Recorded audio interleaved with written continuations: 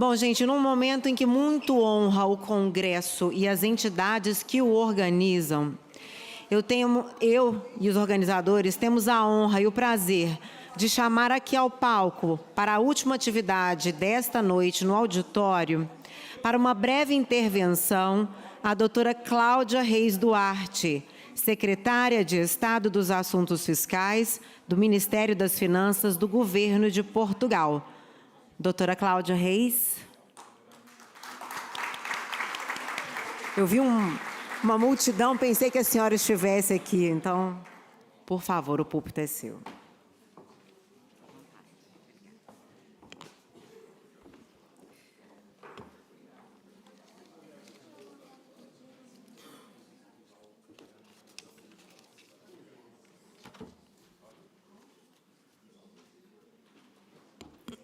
Boa tarde a todos, antes de mais.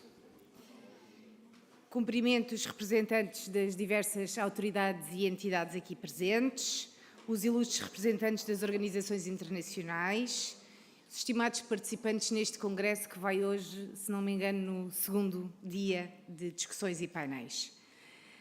Começo por congratular as entidades organizadoras, a APIT, a FEBRAFIT, a UNAFISCO Nacional e a Law Academy, bem como a Universidade de Coimbra, que este ano acolhe este evento.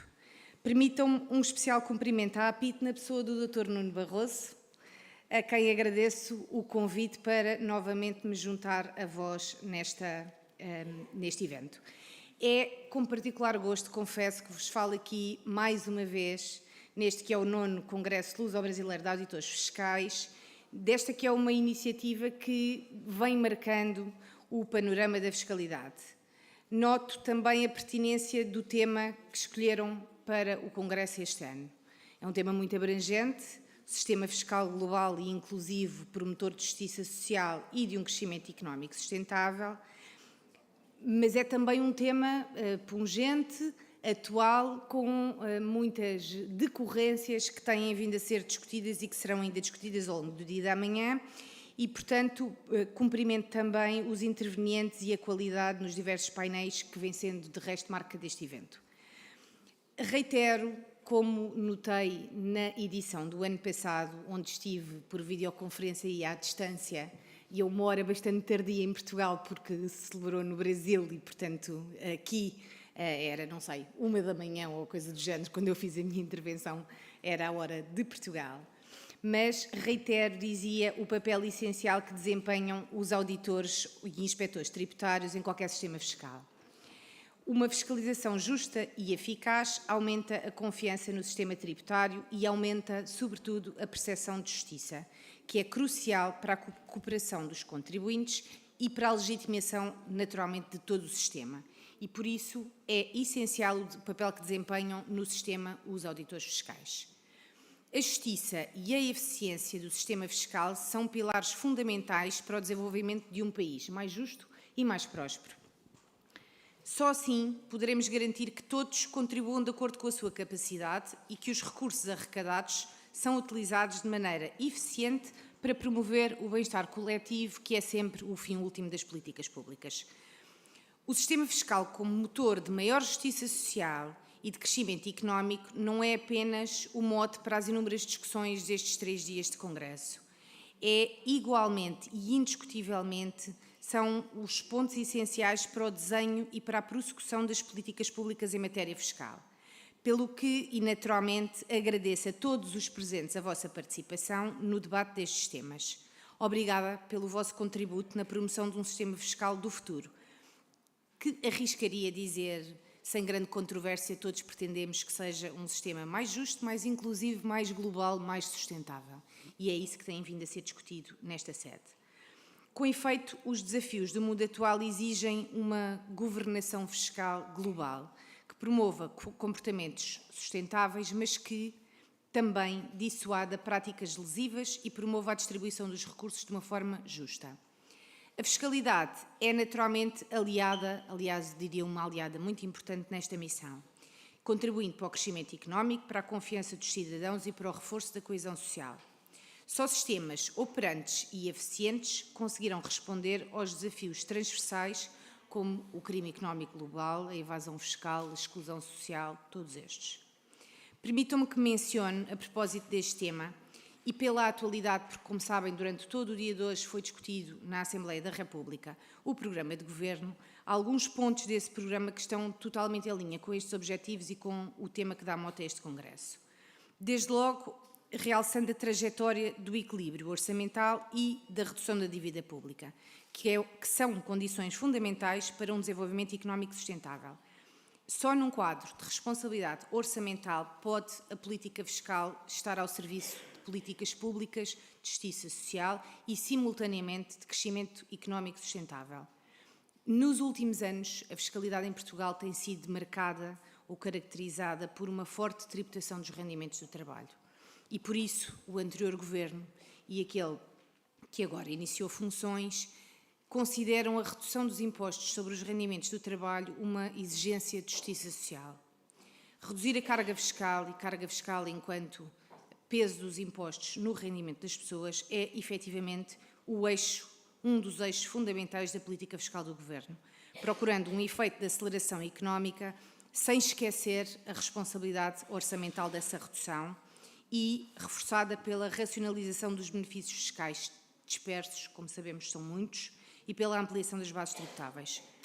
Manter-se-á o regime do IRS jovem, que sei, embora não tenha estado, confesso que fui tendo eco das discussões aqui mantidas ontem e hoje, e sei que este é um regime que já foi bastante criticado em alguns painéis aqui neste Congresso, mas manter-se-á este regime porque acreditamos que constitui um instrumento de atração e de retenção do talento qualificado no nosso país.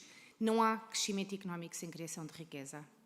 O crescimento económico só pode assentar na criação de riqueza. Para isso é indispensável atrair e reter capital humano, porque sem isso não conseguimos crescer. E este regime, entendemos, a par de outros de natureza fiscal também, é muito relevante para prosseguir esse objetivo. No que respeita às empresas, entre outras medidas, o Governo pretende continuar a trajetória de redução do IRC, como de resto foi anunciado, até aos 17% no final da legislatura, com uma redução até aos 15% no caso das PMEs, caminhando ainda no sentido de eliminar de forma gradual a progressividade da derrama estadual. Temos, de facto, como objetivo reduzir a carga fiscal para promover mais crescimento económico e um sistema fiscal que seja mais justo. Por outro lado, peço desculpa, mas temos aqui temos aqui um participante. Por outro lado, dizia, um sistema fiscal que promova mais justiça social e que seja um fator de crescimento económico sustentável deve ser um sistema fiscal mais simples. O Sr. Primeiro-Ministro afirmava hoje na Assembleia da República, na apresentação do programa de governo, a guerra declarada à burocracia como pilar daquele programa e como caminho para a simplificação da vida das pessoas e dos agentes económicos, das empresas. É por isso, para nós, uma prioridade prosseguir o esforço de simplificação fiscal de várias formas. Desde logo, continuando a implementação da Agenda para a Simplificação Fiscal já anunciada e com um pacote alargado de medidas aprovadas e implementadas no anterior Governo, que promove uma forte redução dos custos de cumprimento. Esta Agenda para a Simplificação Fiscal, como decorre de resto da sua designação, não é um pacote fechado de medidas. É antes um processo dinâmico. Já conta com mais de 20 medidas aprovadas, como dizia há pouco. Queremos continuar este caminho e aproveito este fórum, porque não consigo perder a oportunidade, para convidar todos os presentes para que contribuam para este processo. Porque, na verdade, é muito importante e muito útil que os principais atores daquele que é o panorama fiscal possam também fazer chegar-nos propostas, medidas alternativas que identifiquem, nomeadamente neste âmbito da simplificação fiscal. O Governo, naquilo que de resto é hoje uma intenção assumida, não é por Portugal, é também a nível europeu e de forma bastante marcada, tem uma preocupação com a simplificação e com a redução da burocracia, no geral, mas no fiscal também. E estas são essenciais para podermos promover mais eficiência e mais transparência. Além disso, A desburocratização facilita o ambiente para as pessoas e para as empresas, incentiva investimento e, portanto, é também ela um dos eixos para fomentar o crescimento económico. Desculpem. Continuando o esforço de simplificação, seguiremos as recomendações do grupo de trabalho presidido pela professora doutora Susana Tavares da Silva, desta Casa. Como sabem, o anterior Governo constituiu um grupo de trabalho, grupo esse que já entregou o seu relatório e as suas recomendações, neste caso no sentido da criação de um regime geral das taxas da administração direta do Estado, que visa simplificar e uniformizar o seu regime num só diploma. Este relatório, como dizia, foi entregue, está em análise, será divulgado publicamente e, portanto, é mais um dos eixos e caminhos para esta simplificação. Seguiremos também o caminho da simplificação nos regimes materiais de imposto e nos benefícios fiscais. Como saberão, e aliás vínhamos agora no caminho para cá a ouvir a rádio, onde no debate do programa de governo no Parlamento isto também foi aflorado, não o anterior, mas o último governo ainda do Partido Socialista criou uma unidade chamada UTEX, que tem por missão e tem por uma das primeiras missões a elaboração de um relatório que será entregue, salvo erro, até ao fim do presente mês de junho, que analisa os vários benefícios fiscais, não todos, mas uma parte significativa deles, e que pretende eliminar exceções, regimes especiais desnecessários que estão espalhados em todos os códigos tributários e em diplomas avulsos, para, com isso, tentar reduzir a ineficiência e a complexidade, bem como os custos de cumprimento das obrigações fiscais pelas pessoas e pelos agentes económicos e, com isto, melhorando a justiça redistributiva.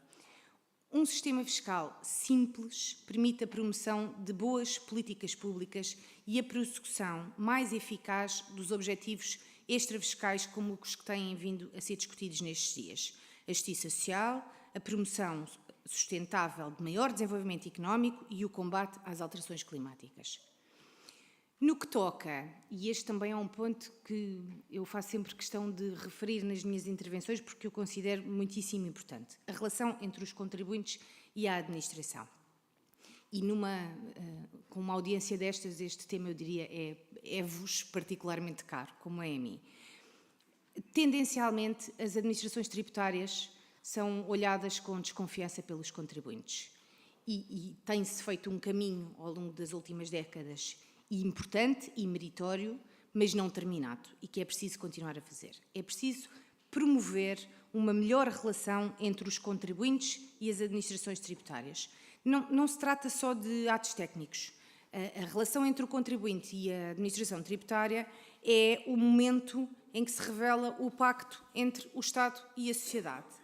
E, portanto, é também importante racionalizar e reduzir a litigância entre a AT e os contribuintes, promovendo cada vez mais o cumprimento voluntário das obrigações fiscais, o que de resto tem vindo a ser feito nos últimos anos, ou seja, nos últimos anos e nos últimos, diria, 3, 4 anos, tem-se vindo a assistir a uma redução paulatinamente da litigância, a uma redução do incumprimento, em boa parte assente no facto de haver muitas medidas e muitos procedimentos introduzidos pela própria administração tributária tendentes ao cumprimento voluntário pelos contribuintes e que, portanto, necessariamente reduzem depois a litigância ajusante.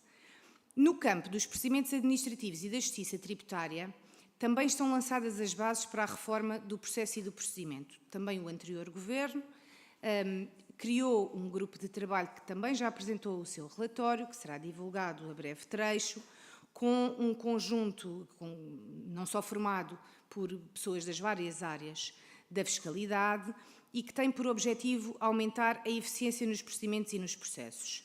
Este grupo apresentou o seu relatório há relativamente pouco tempo e, portanto, este relatório e as recomendações que dele constam conduzirão também à implementação de um conjunto de medidas no sentido da simplificação e da agilização nesta matéria. Só com uma justiça tributária mais ágil, mais rápida e mais eficiente conseguiremos alcançar de melhor forma os objetivos fiscais e extrafiscais do sistema, sem colocar em causa, naturalmente, as garantias dos contribuintes.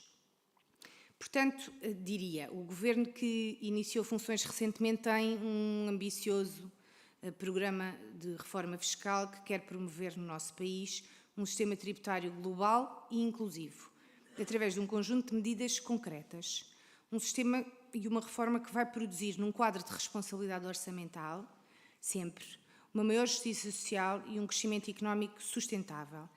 Recuperando o tema deste Congresso, o Governo gostava de chegar ao fim da legislatura com um sistema tributário francamente mais simples e mais inclusivo, promotor de maior justiça social e pilar de um crescimento económico sustentável. A política fiscal ultrapassa em muito, a sua função ou aquela mais simplista com que em regra é visto de arrecadação de receita. Transforma-se num verdadeiro instrumento de planeamento e de política pública. E esta capacidade orientadora existe, mas exige critérios claros e estratégias bem definidas. Acredito que iniciativas como este Congresso, iniciativas em que na minha vida anterior participei muitas vezes e em que contribuí muitas vezes, são excelentes interpelações aos governos. Pelo que resta-me agradecer a todos os participantes, a todos os palestrantes, pelas discussões que mantiveram nos dias anteriores e pelas que terão ainda amanhã e que continuarão certamente amanhã, desejando a todos um bom trabalho no que resta do Congresso e, enfim, no resto do dia de hoje sei que haverá um jantar, portanto desejo também uma boa noite e um bom jantar a todos. Obrigada.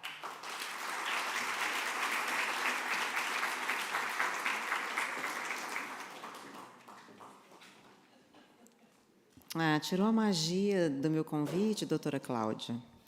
Estou brincando. Bom, como a doutora Cláudia bem disse, eu vou reforçar, eu agradeço a participação de todos neste primeiro dia de debates e eu os convido para o nosso jantar de confraternização, que será servido no Convento São Francisco, devidamente dessacralizado, tá, pessoal? Que fica à Avenida da Guarda Inglesa, número 1, a partir das 8 horas desta noite. É importante lembrá-los que vocês devem usar essa pulseirinha laranja que eu estou usando, porque é ela que vai franquear a entrada dos senhores e das senhoras a esta atividade. E eu os aguardo amanhã a partir das 9 horas da manhã, tá bom? Boa noite. Hoje é o jantar, 20 horas.